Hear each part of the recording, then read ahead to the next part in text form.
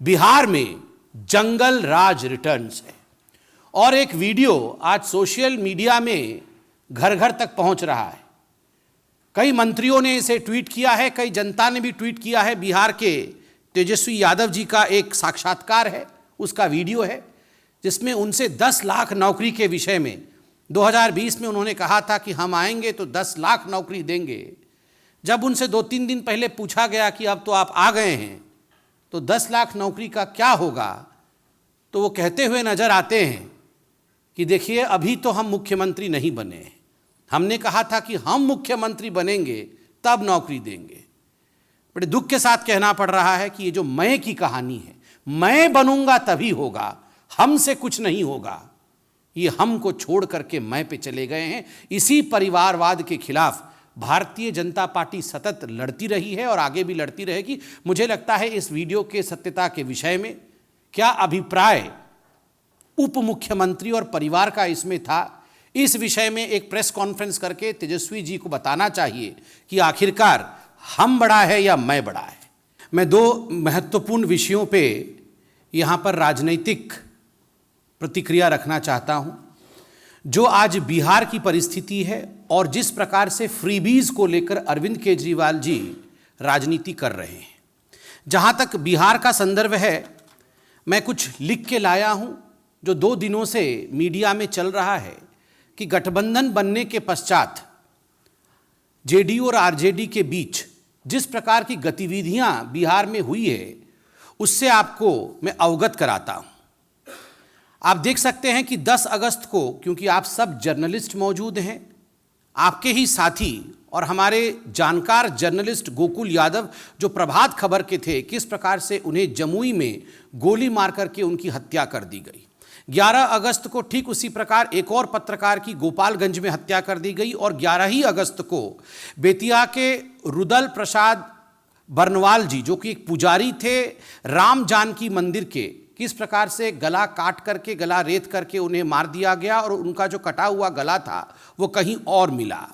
11 अगस्त को किस प्रकार पटना टोयोटा कार शोरूम में एक बहुत बड़ी लूट की खबर हुई, यह भी आप जानते हैं। और 11 ही अगस्त को किस प्रकार छपरा में जहरीली शराब के सेवन के कारण 6 लोग मृत्यु को प्राप्त हुए। छपरा में इससे पहले 13 लोगों की मृत्यु हुई थी, या यूं कह लीजिए जहरीली शराब के कारण 13 लोगों की हत्या हुई थी। और आदरणीय नीतीश कुमार जी के खुद गृह क्षेत्र नालंदा में 10 लोगों की मौत हुई थी।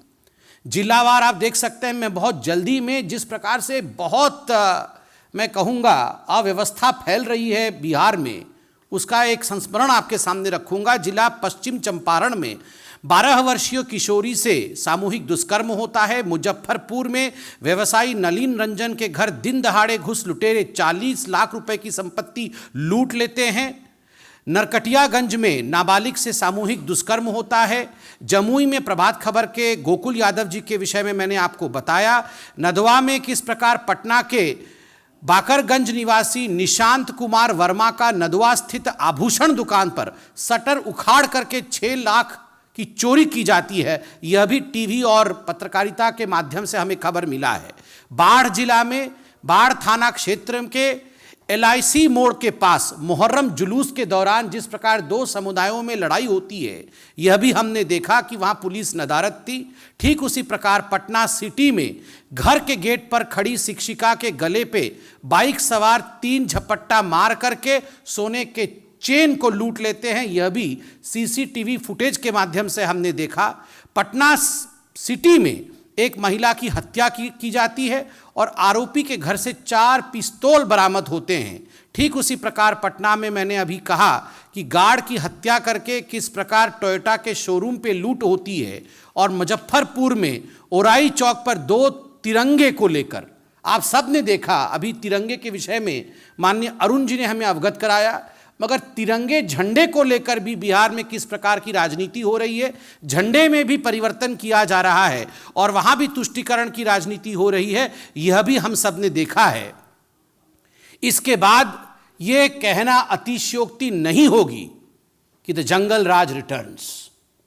जिस जंगल राज के विषय में आप सब ने भारतवर्ष को समय समय पर अवगत कराया था, और किस प्रकार से जब भारतीय जनता पार्टी अपने शासनकाल में रही तो गृह विभाग भी हमारे पास नहीं था, एक्साइज डिपार्टमेंट भी हमारे पास नहीं था, ये विभाग भी हमारे पास नहीं होने के बावजूद हमारे दबाव के कारण जिस प्रकार से एक माहौल बिहार में रहता था कि हत्या, लूट, डकैती इसके ऊपर अंकुश रहती थी, आज।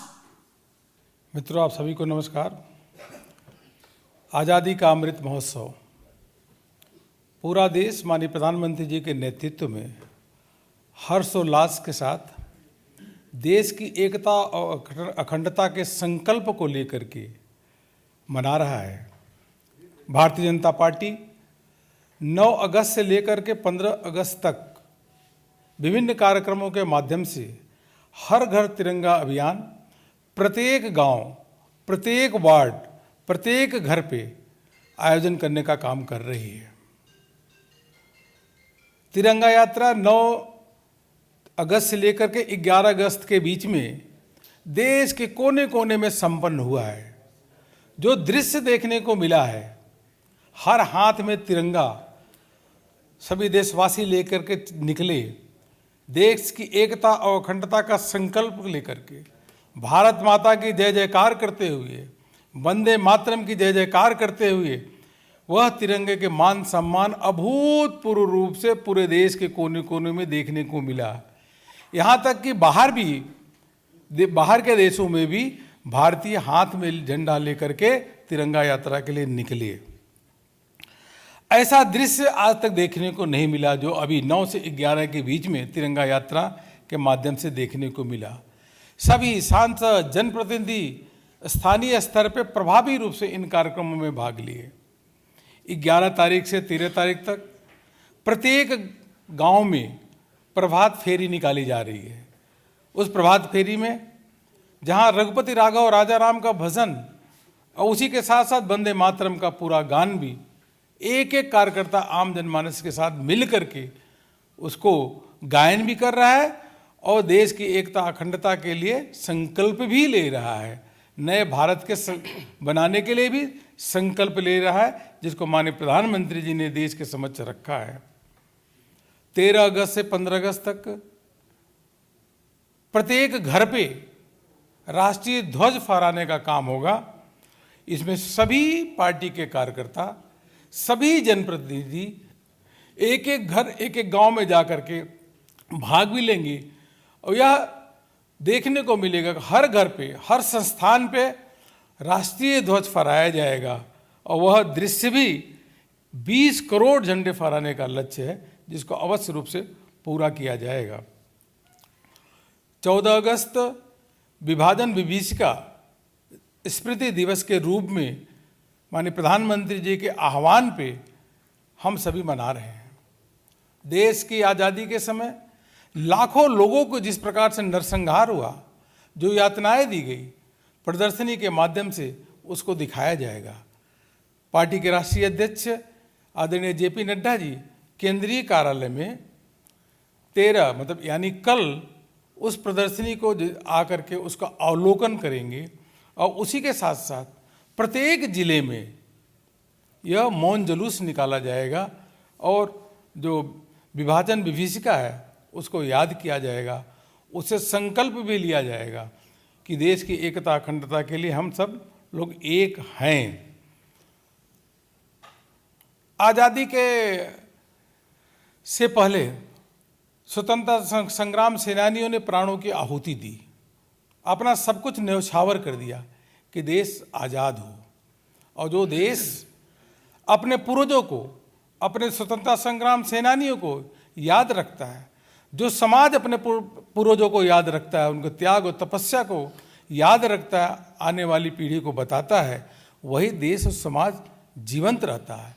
इसलिए पूरे कार्यक्रम के दौरान देश भर में जो स्वतंत्रता संग्राम सेनानियों की मूर्तियां हैं, महापुरुषों की मूर्तियां हैं, उनके आसपास स्वच्छता का कार्यक्रम करना और माल्यार्पण करने का कार्य भी पूरा हम सब इसको अवश्य रूप से करेंगे। आम जनमानस का इसमें बहुत बड़ी प्रभावी साथ में भूमिका रहेगी। मैं इतना ही कहना चाहूँगा कि इस अभूतपूर्व कार्यक्रम के लिए इस अभूतपूर्व अभियान के लिए हम देश के यशस्वी प्रधानमंत्री आदरणीय नरेंद्र मोदी जी का अभिनंदन भी करते हैं, धन्यवाद भी देते हैं। वहीं देश के सभी जनमानस को जो प्रभावी रूप से बढ़ चढ़ करके इस देश की एकता और अखंडता के लिए भाग ले रहे हैं, उनका भी अभिनंदन करते हैं और धन्यवाद करते हैं। इस प्रकार का कार्यक्रम पार्टी ने इसको दिया है। और जब ध्वज फहराएंगे उस समय, राष्ट्रीय ध्वज फहराते समय सेल्फी ले करके जो हर घर तिरंगा एक वेबसाइट है उस पर भी फोटो अपलोड करने का काम करेंगी। यही मुझको आप सबके समक्ष रखना था। मैं कई कार्यक्रमों में जाकर के इस तिरंगा यात्रा में भाग लेने का अवसर मिला, राजस्थान गया था, लेकिन मैंने अपने जीवन में इस प्रकार का जोश, उमंग और इस प्रकार के संख्या देश के दीवानों की आज़ादी के संकल्प लेकर के और नए भारत के संकल्प लेकर के लोग जो निकले, ऐसा दृश्य आज तक हमने नहीं देखा। जो अभी देखा उससे मन बहुत प्रफुल्लित होता है, मन बहुत गर्वान्वित होता है। यही आप सबके समक्ष कहना था। बहुत बहुत धन्यवाद।